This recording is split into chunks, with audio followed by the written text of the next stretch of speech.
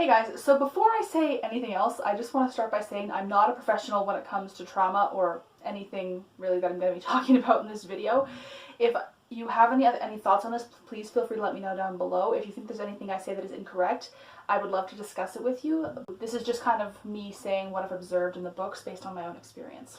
So I was thinking about Lord of the Rings this morning and kind of how trauma is depicted in Lord of the Rings, because it's done in a very precise way. So Tolkien, you can very much tell, especially in Lord of the Rings, that he is someone who did live through very traumatic experiences. He fought in World War I, and you can tell. There are moments in the books. I think the one that comes to mind is the Dead Marshes, when Frodo and Sam and Gollum are going through the Dead Marshes, and they look down in the water and see these dead bodies staring up at them through the water. That was actually based on things that he saw, I believe, on the Battle of the Somme in World War I. Where there would be the ground blown up and there'd be huge holes in the ground which would then fill up with rainwater, and there would be corpses in the water staring up at you through the water. So yeah, things like that. Oh yeah, that's something that Tolkien actually saw and experienced in real life, which is why these books have such a sense of reality to the emotion behind them. I'm not saying you can't write powerful emotional work without experiencing it, but it definitely gives Tolkien a leg up here. And it makes it extremely moving and very heartbreaking.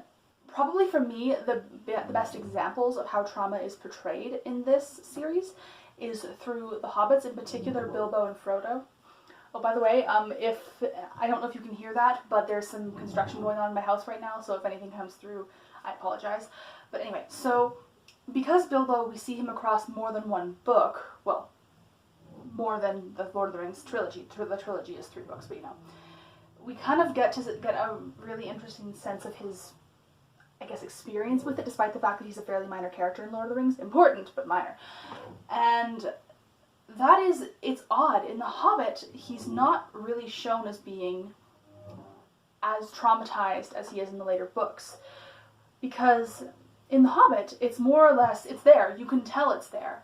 The way he reacts to Thorin's death, the way he reacts to the journey back, even just how he reacts to the other hobbits being in his house and selling his stuff at the end, you can tell he's changed and something has happened to him. However, Tolkien doesn't really delve into the trauma and how it has affected him until the next book. And then when Fellowship of the Ring starts, you can see that he's experienced another really huge trauma, this one being the long, drawn-out process of being in possession of the ring for 60 years, because the ring spent that entire 60 years wearing on his mind and slowly breaking him down. It wasn't going full force, which is why it's so much more severe with Frodo, which I will talk about later, but it's definitely there. You can see it in how he reacts violently when someone tries to take the ring from him, because that is not normal for Bilbo at all. He is not someone who normally reacts that way. Okay, so this is the scene in Fellowship of the Ring after Bilbo has thrown his long-expected party and he's about to leave Hobbiton for good. And he's planning on leaving the ring behind. He's made this plan for a long time. He admits later on in the scene that he basically created this massive party where he gave away tons of presents to hopefully make it easier to let go of the ring. And this is the exchange he has with Gandalf. "Everything," said Gandalf. "The ring as well? You agreed to that, you remember." "Well, yes, I suppose," stammered Bilbo. "Where is it?" "In an envelope, if you must know," said Bilbo impatiently. "There, on the mantelpiece." "Well, no. Here it is in my pocket." He hesitated. "Isn't that odd now?" he said softly to himself. Yet after all, why not? Why shouldn't it stay there?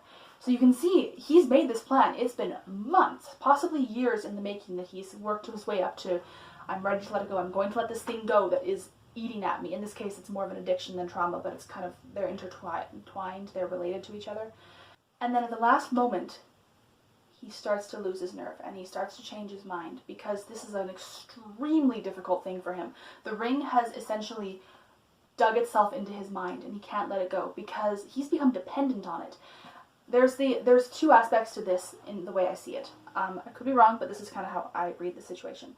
Bilbo Baggins at this point is dependent on the ring in terms of the way he actually lives his life day to day. We know that he uses it to avoid people. We know that he is just used to having it around.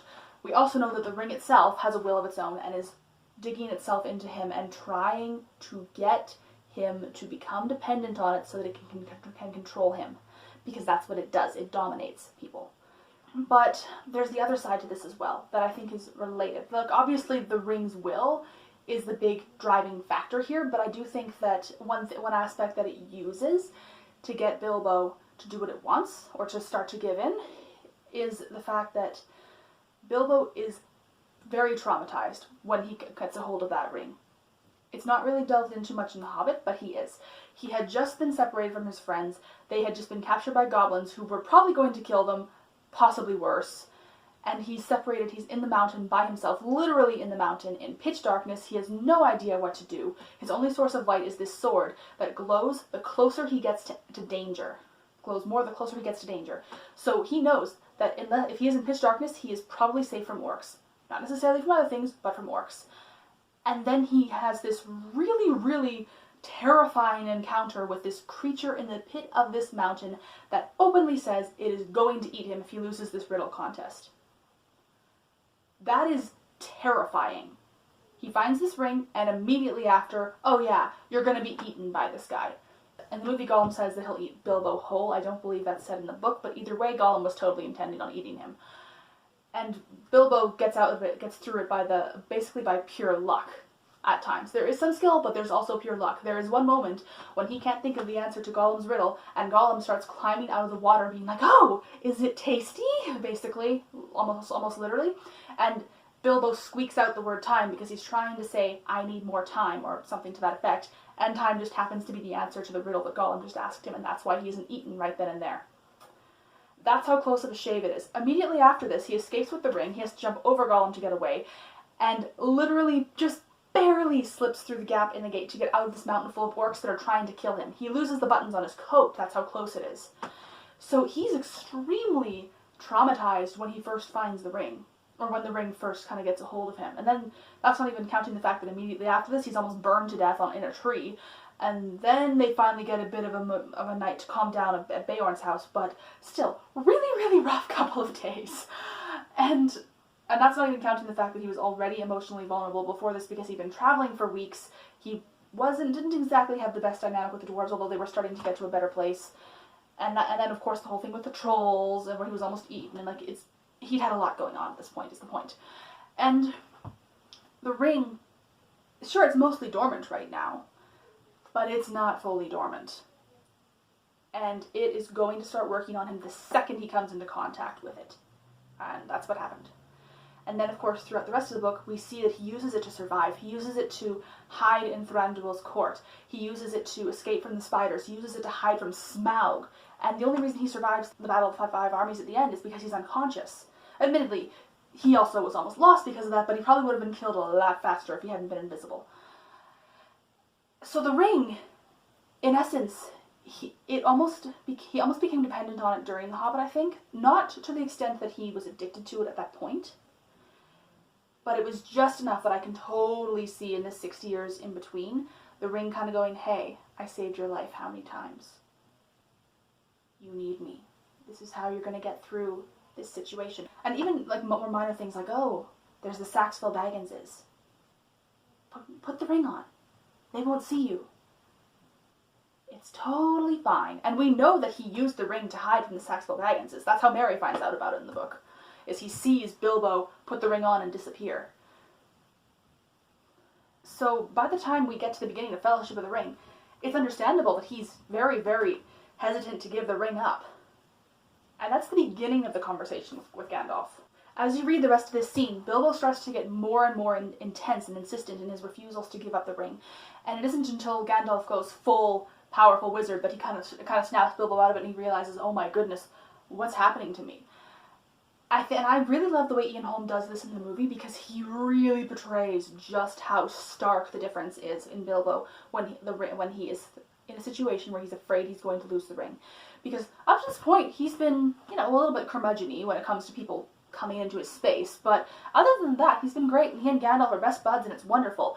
And then the scene happens with the ring. His voice changes, his posture changes, he almost starts growling in the way he's talking, and you can see the physical difference. And again, Gandalf has to go full wizard, where he basically changes the entire room. He basically, it almost is like he grows. The shadows kind of close in around him.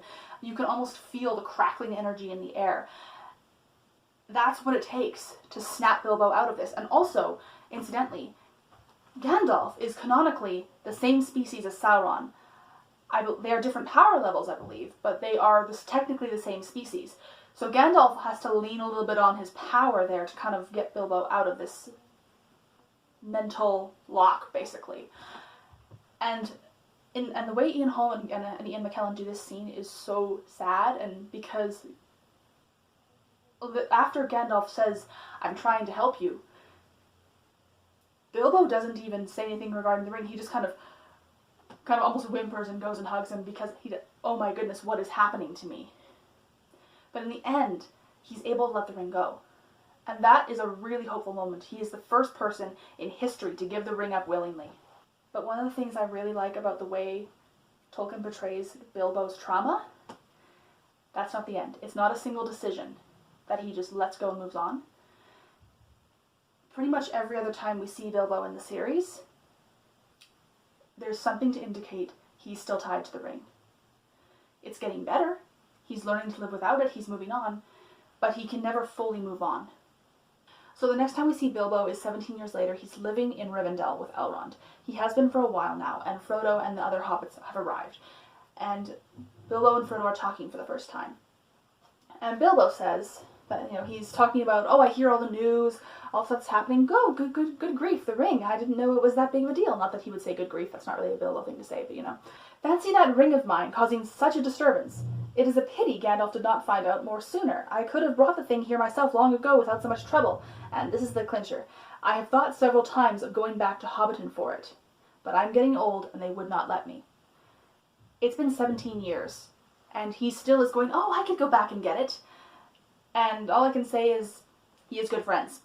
The fact that he doesn't react violently instantly is definitely a sign that he's moving on, I think, but it still is troubling that he still is doing this. And he's almost in denial, I think, because the way he's wording it makes it sound like, "Oh yeah, I could go get it." There's nothing said here about the fact that he's basically addicted to this thing.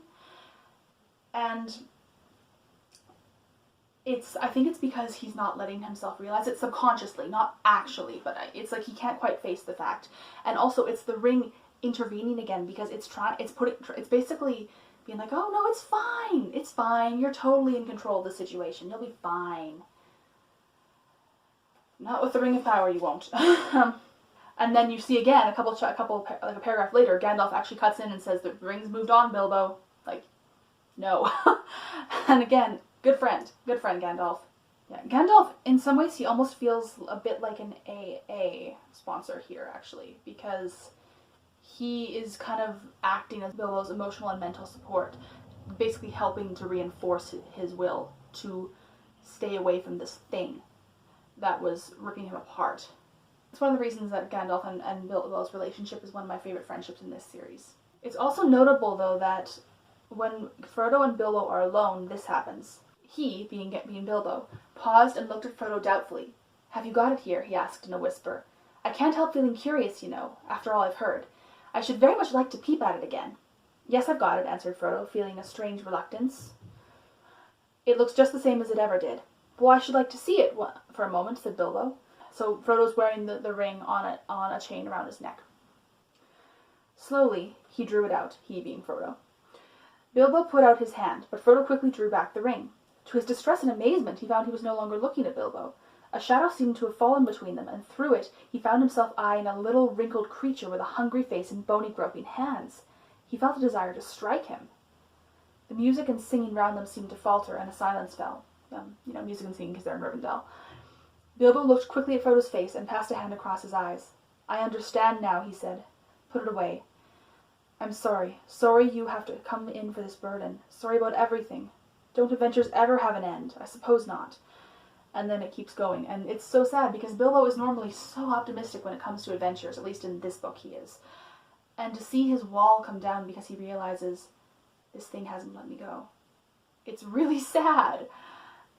But the hope here is that he actively changes his mind here, and he steps back and goes, "No, I can't take this thing." Because It will destroy me. I can't do this. And he lets it go. And then you jump forward another number of years to the end of Return of the King.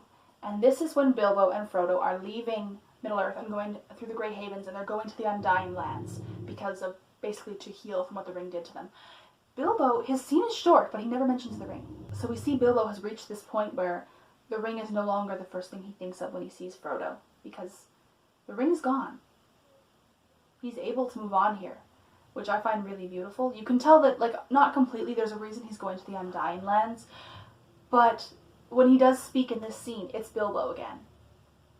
There's no more taint of the ring clouding the way he speaks and the way he acts. It's very much Bilbo, which I love. There is a moment in the movie where they have him kind of say to Frodo, "Oh, you know, is there any way I could have that ring again?" Because he's forgotten at no moment that it's been destroyed. And Frodo just awkwardly says, "No, sorry, Uncle, I lost it." But I think that scene actually also kind of plays into this, because Bilbo's response is, "Oh, pity," and just goes back to sleep, which is so opposite to any of his previous responses when he heard about the ring. And it's actually a really cute, peaceful scene, and I love it. But yeah, Bilbo's journey, I feel like in the books, is actually probably more to do with addiction than trauma, even though the two things are intertwined. And as much as it's tragic seeing what the ring does to him and how he responds to it, it also is very hopeful, because he's able to break that hold eventually. It takes time, but he is, and he's able to live his life.